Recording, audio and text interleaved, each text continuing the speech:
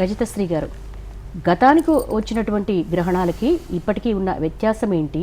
ఈ గ్రహణం ఎందుకు ఈ సంపూర్ణ చంద్రగ్రహణాన్ని, చంద్రుడంటేనే వెన్నెల కురిపిస్తాడు, చల్లనివాడు, కానీ చూడొద్దని ఎందుకు భయపెడుతున్నారు? గ్రహణాలు అనేవి ఎప్పుడూ ఒకటే అండి. పూర్వం వచ్చినవి కానీ, ఇక ముందు రాబోయేది కానీ, ఇప్పుడు వచ్చింది కానీ, ఏదైనా గ్రహణం అనేది మనకి శకునంగా తీసుకుంటూ ఉంటాం.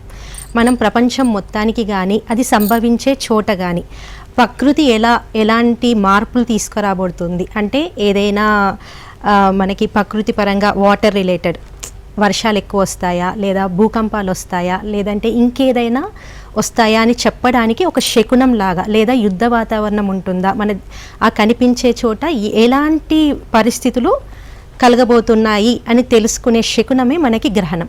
ముఖ్యంగా ఈరోజు జరిగేది రాహుగ్రస్త సంపూర్ణ చంద్రగ్రహణం. ఈ రాహుతో చంద్రుణ్ణి రాహు కప్పేయబడుతున్నాడు.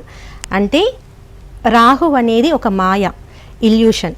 దాన్ని మనసు, చంద్రుడు అనేది మన మనసు మీద ఎక్కువగా ప్రభావం చూపించబోతుంది. ప్రతి ఒక్కరు ఎక్కడైతే ఈ చంద్రగ్రహణం కనిపిస్తుందో అక్కడే కాదు, భూమి మొత్తానికి చంద్రుడు ఒకడే, ప్రపంచం మొత్తానికి ఒకడే ఉంటాడు. అలాగే చంద్రుడే మన మనసు మీద ప్రభావం చూపిస్తాడు. కాబట్టి ప్రతి ఒక్కరి మానసిక స్థితిలో మార్పులు అనేవి చోటు చేసుకుంటూ ఉంటాయి.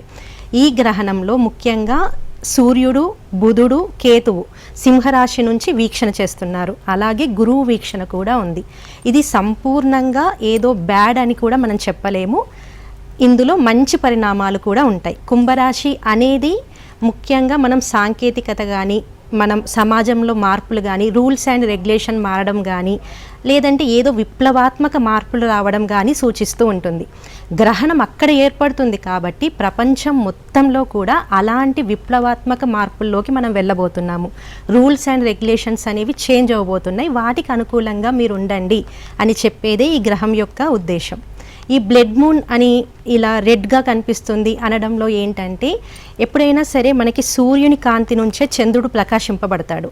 సూర్యునికి చంద్రునికి మధ్యలో మన భూమి వస్తున్నప్పుడు సూర్యుడు ఇప్పుడు ప్రధానంగా సింహరాశి నుంచి మన చంద్రుని మీద కాంతిని ప్రసరింపజేయాలి. అలా చేసే క్రమంలో భూమి అట్మాస్ఫియర్ నుంచి కిరణాలు వెళ్తున్నప్పుడు అవి రెడ్గా కనిపించి ఆ మూన్ అనేది రెడ్గా కనిపిస్తూ ఉంటాడు.